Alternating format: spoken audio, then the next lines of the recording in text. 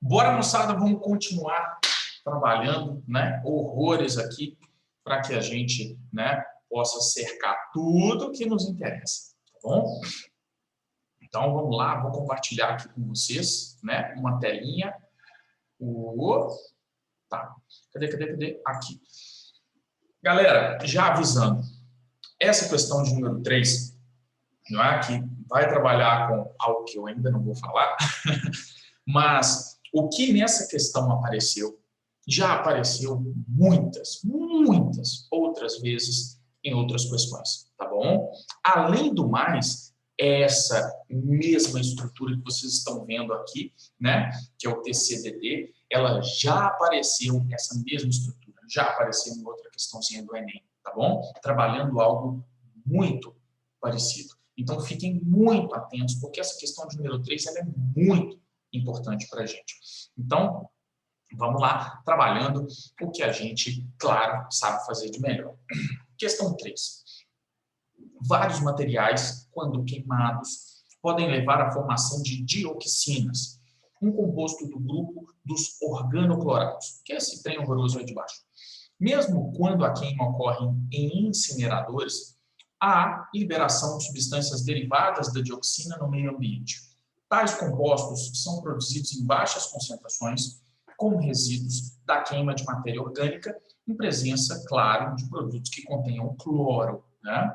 Como consequência de seu amplo espalhamento no meio ambiente, bem como de suas propriedades estruturais, as dioxinas sofrem magnificação trófica na cadeia alimentar. Peraí. Essa estrutura, se ela sofre magnificação trófica, que é o que vocês estudam muito na biologia, não é? Que está associada, né, ao carregamento, né, desses compostos na cadeia, né, da base, talvez até, né, a ponta dessa pirâmide, isso obrigatoriamente está associado a uma característica.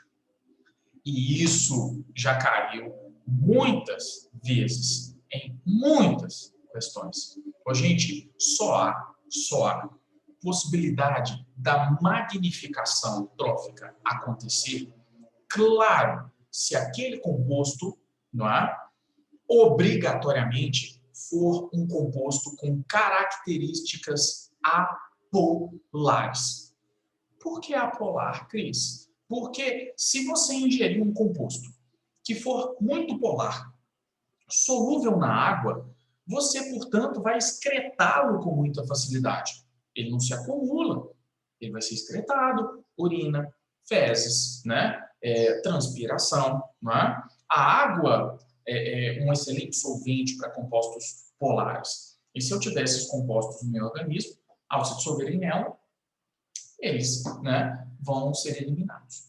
Agora, se eu tiver compostos com características apolares, eles têm afinidade por outras, né, estruturas apolares. E quando nós falamos de seres vivos, compostos apolares são muito solúveis em lipídios. Então, você vai acumular isso, né, esses compostos apolares, em partes do seu corpo, por exemplo, onde você tem um excesso de gordura, não é? Seja ela intramuscular ou não, né? Mas, de qualquer forma, isso não é facilmente eliminado, não é? E, portanto, se você acumula, se você guarda, não é? Da base, né, a parte superior da pirâmide, quem come acaba carregando essa estrutura, tá bom? Por isso a magnificação é possível. Mais de 90% da exposição humana às dioxinas é atribuída aos alimentos contaminados e ingeridos. A estrutura típica de uma dioxina está aí representada. É só um exemplo, tá? Dioxina é uma classe. Ok, blá, blá, blá, blá, blá, blá, blá, blá, blá. Hoje não precisa nem analisar a estrutura de dioxina. Não precisa nem analisar. Nem olha para ela. Se tem magnificação é porque ela tem características apolares. E ponto final. Guarda isso. Guarda isso, tá? Então, Lá vamos nós. A molécula do TCDD é popularmente conhecida como dioxina, sendo a mais tóxica dos 75 isômeros de compostos clorados de benzoparadioxina existentes. Com base no texto e na estrutura apresentada, as propriedades químicas das dioxinas que permitem guarde isso aqui, gente, bioacumulação. Se você acumula, e a magnificação é possível, é porque você, de cara, é apolar. E ponto final. Ponto final. Essa é a justificativa. Bioacumulação, e esse termo já apareceu em outras questões. Só existe se você for apolar.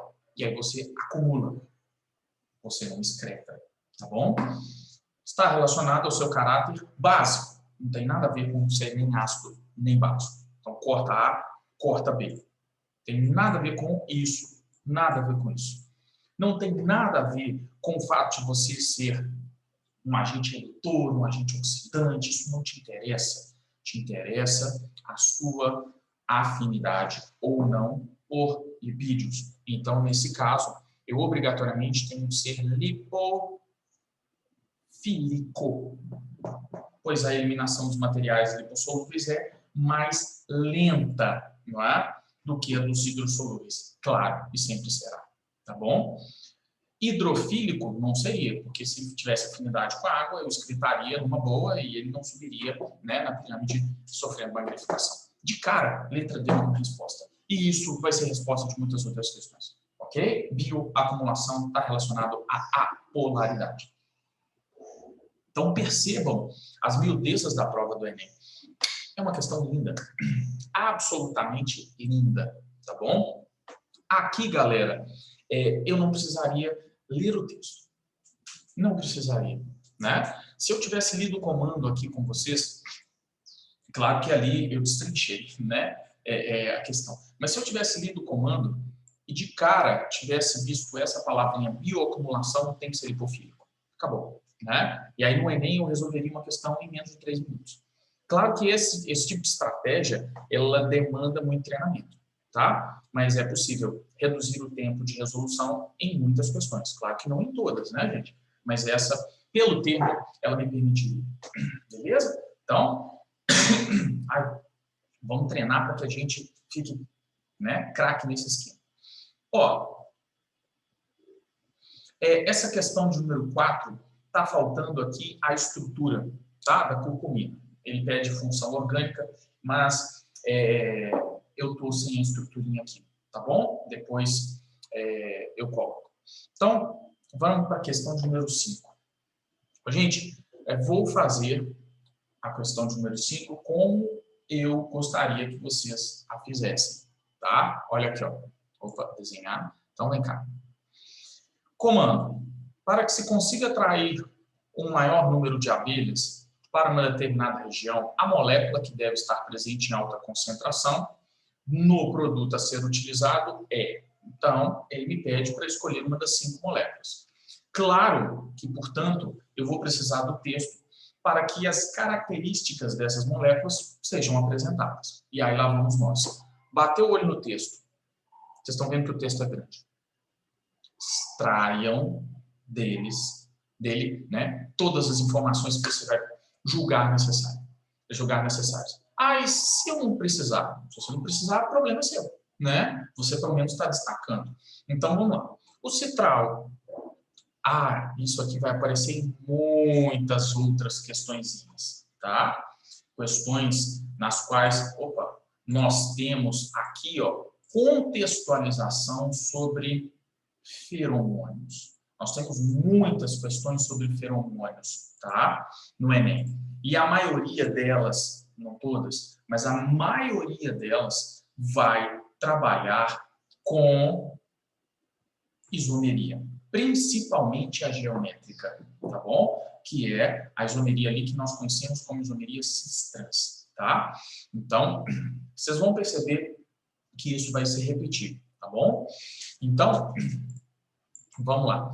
Nesse momento, gente, né, existem 2 possibilidades de trabalharmos revisões, tá? A primeira, possibilidade é agrupar um número grande de questões parecidas. Eu não gosto de fazer isso. Por quê?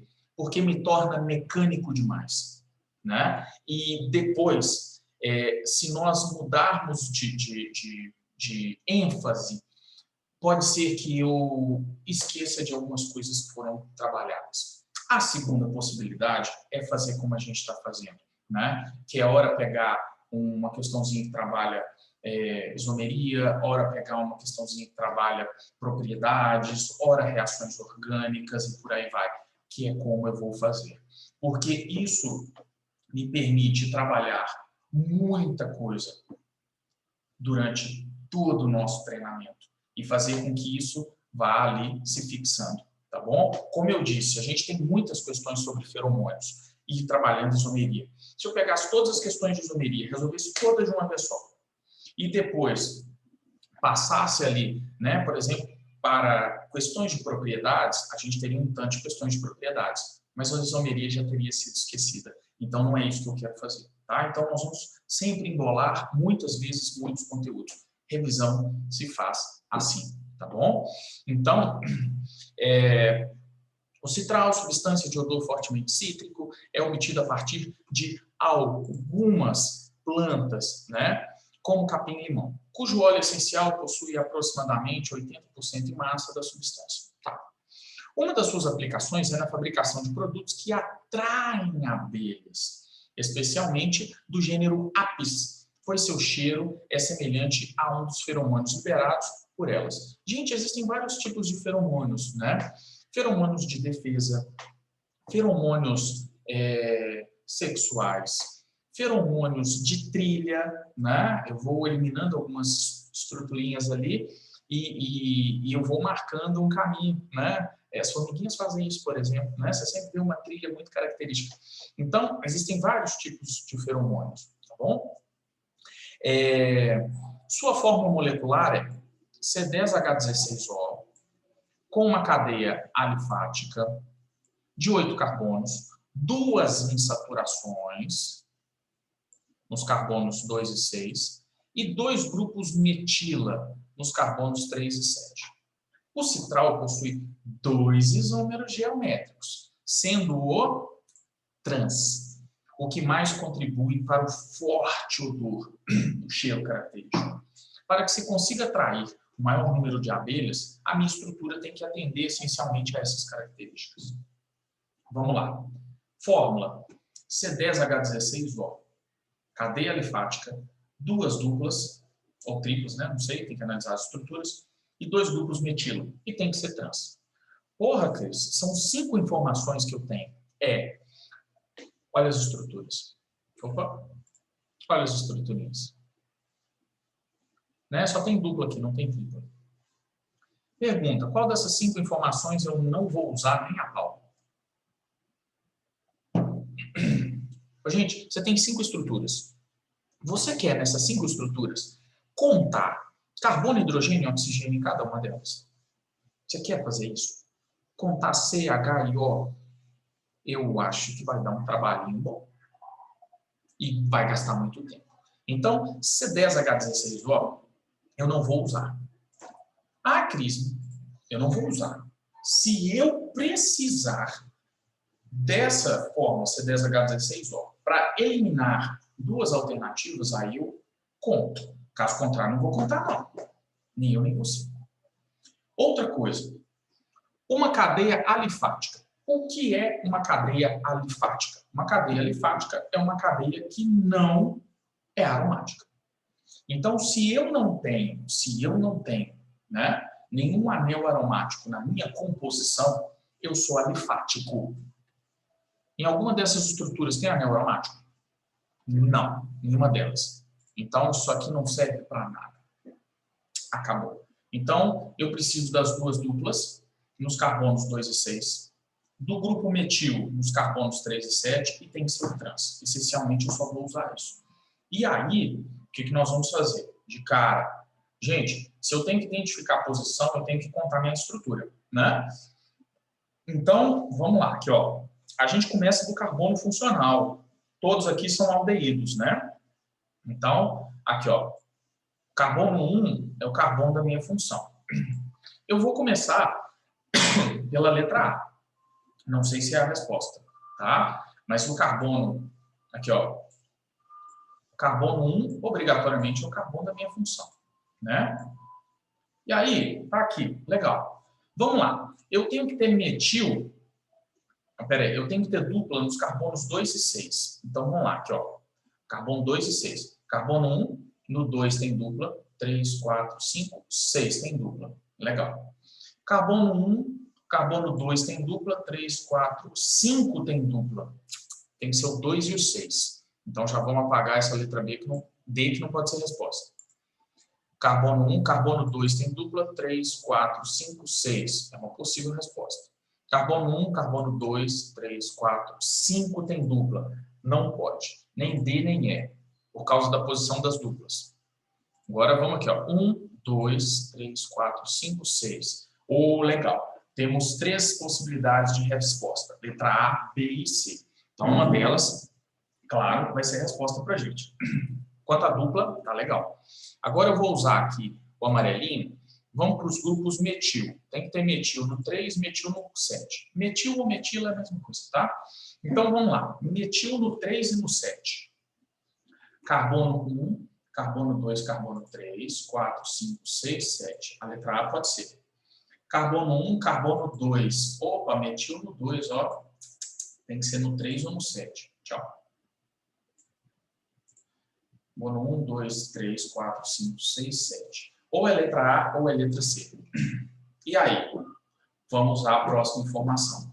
Tem que ser obrigatoriamente o isômero trans. Tem que ser o trans. Ele acabou de especificar isso aqui.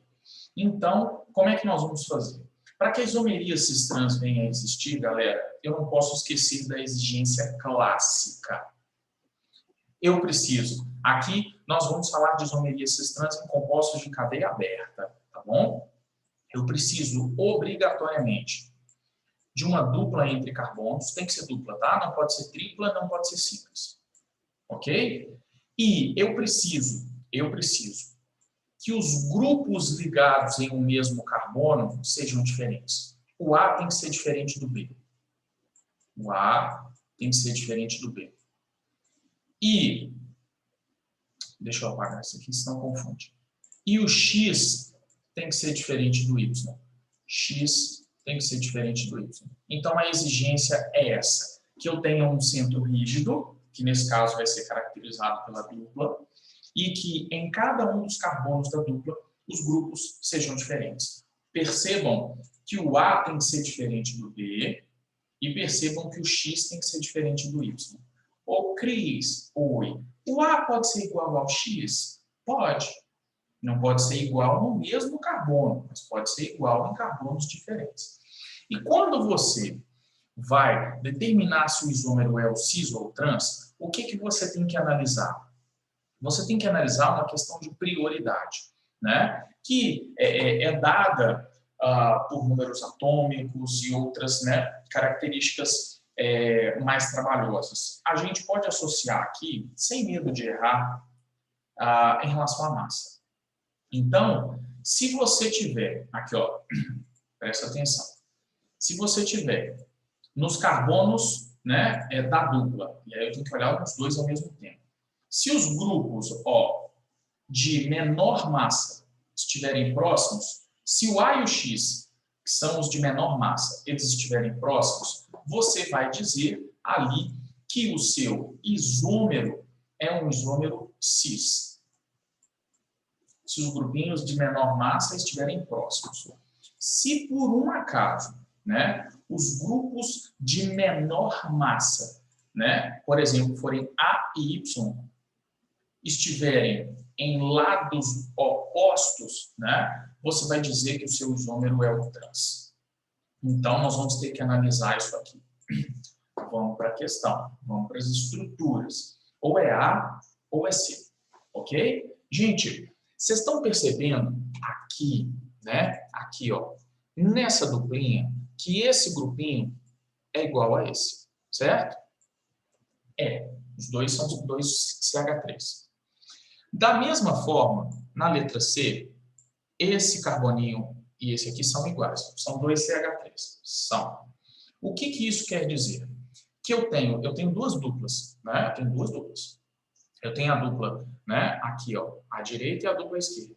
Eu só vou olhar para a outra dupla. Onde os grupos são iguais, não pode ter isomeria cis-trans. Eu olho em cada uma das duplas. Então, essa duplinha aqui, ó, ela não me interessa, e essa duplinha aqui não me interessa. Eu vou ter que ver se é o cis ou o trans exatamente na dupla que está destacada. Então, como fazer isso? Como ver se é o cis ou o trans? Você vai, em cima da dupla, traçar um plano.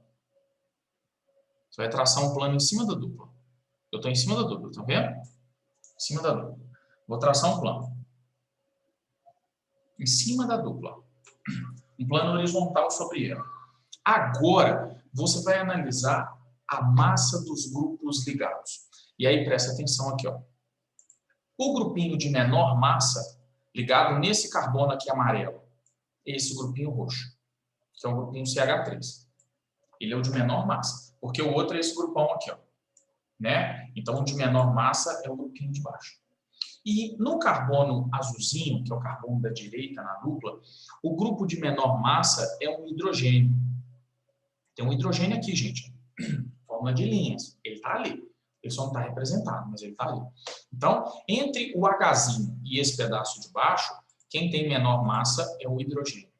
Opa! Peraí. Perceba que esses grupos de menor massa, eles estão afastados. Mais afastados no espaço. Então, esse isômero aqui, ó, é o trans. Letra A é a resposta da minha questão. Lá, na letra D, letra C, no carbono amarelo, o grupinho de menor massa é o CH3. Tá aqui, ó. No carbono azul, que está aqui à direita, o grupinho de menor massa é o Hzinho que está aqui, ó. Então, perceba que, nesse caso, os grupos de menor massa, eles estão mais próximos. Esse é o isômero cis. Então, portanto, nesse caso, a resposta é a letra A. Combinado? Então, fechamos essa questão. A letra A é a resposta para a gente. Ok? Percebam, galerinha, que essa é uma questão trabalhosa. Mas ela é uma questão também que me dá a alternativa, né, já na letra A. Então, com aquele tanto de informação, se eu pegasse a letra A para analisar, eu já acharia a letra A como resposta, tá bom? Ah, é sempre assim, Cris? Claro que não, né, gente? Mas é uma questãozinha que exige, né, aqui dentro de isomeria, praticamente tudo que a gente poderia, né, falar.